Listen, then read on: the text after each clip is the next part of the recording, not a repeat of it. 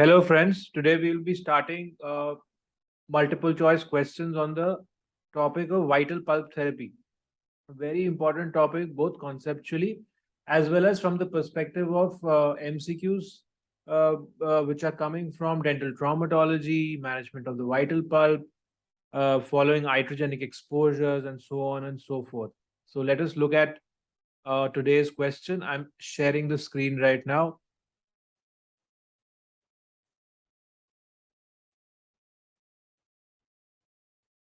Friends, today we'll be dealing with a question uh, in which a complicated crown fracture has taken place, right? So in this case, the management deals with number one, uh, how much time has elapsed since the injury has taken place.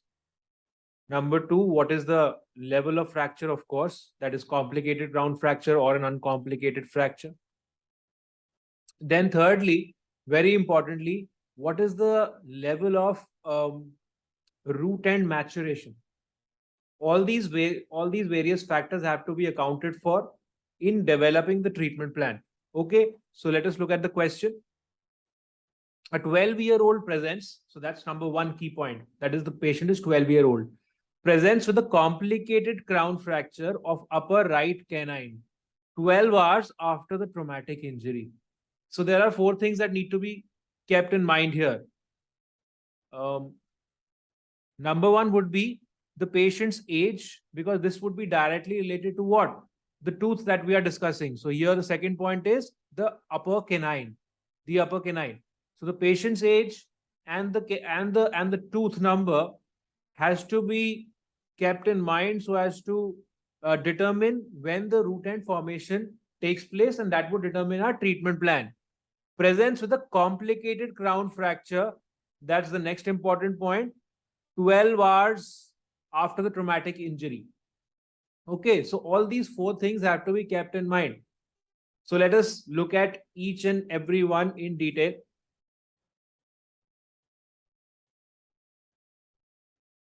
Okay, so we are dealing with an upper canine. So the root end maturation of the upper canine takes place at the age of 13 to 15 years. Okay, it erupts at around 11 to 12 years, and after around 3 years, 3 to 4 years, the root end maturation takes place. So now we are dealing with basically number one, open apex case. So our aim is to see to it that root end maturation or apexogenesis takes place. So that is, as a clinician, our first aim is that apexogenesis takes place. So we will do everything that we can to preserve the vitality of the pulp. So that's the number one cue or hint that we have. Complicated crown fracture, that means the pulp is exposed to the oral environment. So try to do the treatment as soon as possible. The good thing about this case is that the patient has presented 12 hours after the injury. Now, here is the critical point. If the patient presents within 48 hours, the patient presents within 48 hours of the injury, then it is said that the inflammation is restricted to the superficial layers of the pulp. All right. And our aim is to treat a healthy pulp, not an inflamed pulp. Because if we pack an inflamed pulp inside the cavity and fill it up, then that inflammation is only going to spread deeper in the layers of the pulp, eventually leading to irreversible pulpitis, necrosis, and apexogenesis will not be taking place. And we will be left with a necrotic open apex tooth. So the good point here is that we are dealing with a case that is presented to us within 48 hours. See, it is best if it presents to us within 24 hours. Here, very favorable situation. Why? Because here it is, the case is presented within 24 hours. But yes, the they say that within 24 to 48 hours is good enough for vital pulp therapy to go on, especially, the fact that uh, the inflammation is restricted to the superficial layers. Okay, so here what we can do is simply remove the coronal 1 to 2 of the inflamed pulp with a round burr in a high speed handpiece, okay, with adequate water coolant.